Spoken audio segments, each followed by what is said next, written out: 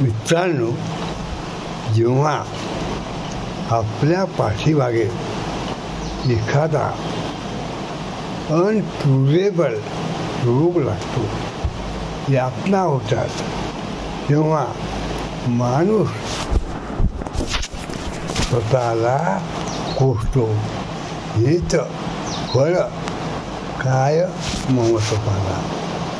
आणि जेव्हा आपण पाहतो कुणी लोळती आनंदाच्या डोही, तर कुणी लोळती नरकामध्ये, मग ही डिस्पॅरिटी का?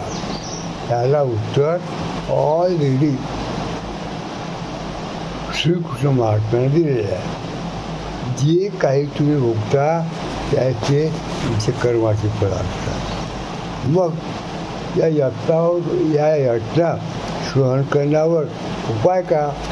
यातना तर होणारच, पण जसं गुरु द्रोणाचार्याने आपल्या मुलाला दूध म्हणून पिठाचं पाणी पाजलं, अश्वत्थामाने केलं, तसंच यातनानाथ सुख समजून काम करत राहा.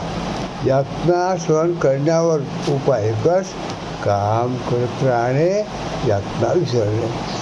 त्याच्याशिवाय पर्याय नाही. मार्शल रामलक्ष्मण लागले.